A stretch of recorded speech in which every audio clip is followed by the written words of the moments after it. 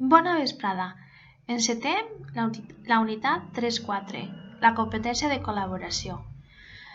És molt important que tothom entenguem la col·laboració de la mateixa forma, perquè si no el que estem fent és treballar en conceptes una miqueta ambigus i evidentment si cadascú entenem una cosa, pensem o podem arribar a pensar que estem fent la col·laboració però en veritat no és.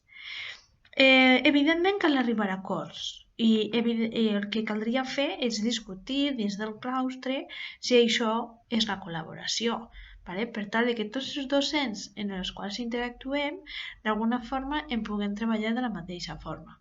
La definició proposada per la UNESCO és quan l'activitat proposa treballar o bé per equips integrant coneixements i solucions coherents als problemes plantejats. La col·laboració també tindrà graus, però evidentment implica que cada alumne té un rol i que cada alumne ha d'interactuar entre ells per arribar a una solució i a aquesta construcció del coneixement. Una de les primeres preguntes que s'hem de fer és si l'activitat que estem prepassant proposa treballar en col·laboració. Pensem, per exemple, que llancem una pregunta sobre un tema a l'aula. Evidentment, ahir l'única cosa que en fem és un debat, però no n'hi ha una col·laboració.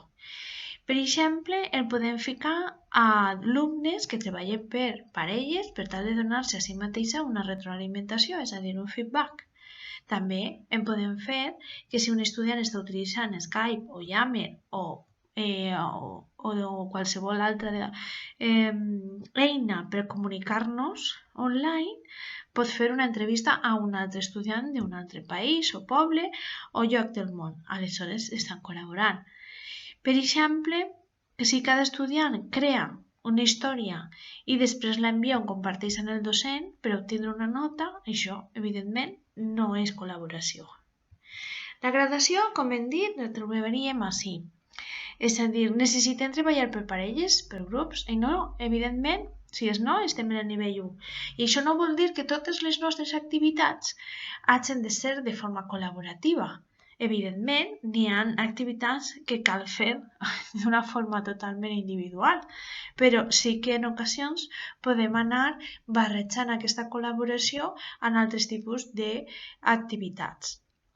Si vos fixeu, per arribar al nivell 5, implica que el treball que han d'assolir és interdependent, és a dir, que el treball d'un depèn per el treball de l'altre i que si només col·laboren d'una forma eficaç i entre ells arribaran a assolir la tasca que ha de, d'alguna forma, tindre aquestes decisions prèvies o han de fer aquesta tria de decisions de com presentar la informació, què és el que volen fer, evidentment a la fi arribar a acords i també d'una forma col·lateral se poden estar treballant competències com l'empatia, el fet del respecte, el diàleg entre tots ells.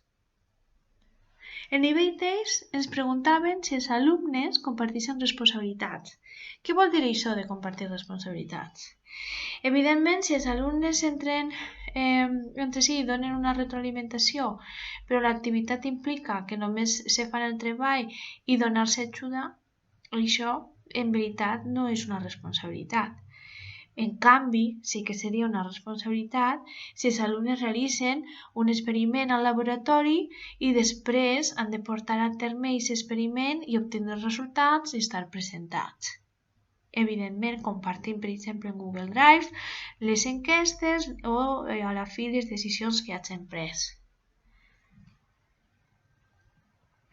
Aleshores, així, com hem trobat, aquestes decisions significatives estan vinculades sobretot a com fer el treball. És prou important que si com a docents tanquem totes o ja prenem les decisions per ells, estem deixant molt poc marge per fer això. Moltes vegades el que sí que ens hauríem de plantejar és l'objectiu final que volem que siga, diguem-ne, que l'alumne ha d'assolir i no tant com ho han de fer, a no ser que l'objectiu siga utilitzar una eina concreta. El nivell 4 es demana si l'activitat proposa a l'alumnat que prenguen decisions. Així en podrien trobar. I, com en l'altre, és sobretot si aquest treball és interdependent. És a dir, si, com hem comentat, d'alguna forma el treball de cadascú d'ells és estrictament necessari per assolir l'objectiu final. I si algú falla, n'hi ha aquesta mancança. No se pot d'alguna forma presentar el projecte. Com en les altres en tingueu dos propostes per avaluar les rúbriques, és a dir, els projectes, que ja vos sonen perquè ja s'han utilitzat anteriorment, i aleshores en aquesta idea és com en les altres que ho valoreu. I una vegada que heu valorat el repte, per fi arribem a la interacció. Aleshores, per favor, escriviu directament al fòrum. D'aquesta forma en podreu llegir els vostres companys i col·laborar en ells. I com anem a saber si esteu col·laborant? En les retroalimentacions. És a dir, heu d'escriure, evidentment, una entrada al fòrum de la unitat, comenteu si la col·laboració és una competència que tingueu present a les vostres classes. Si és així, com ho feu? Expliqueu d'alguna forma. Podeu vincular-lo al contingut que vau triar o no, no és un requisit, però sí, d'alguna forma, interactuar amb els vostres companys.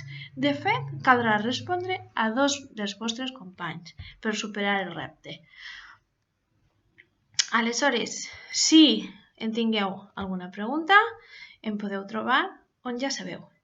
Moltes gràcies i ens trobem aviat.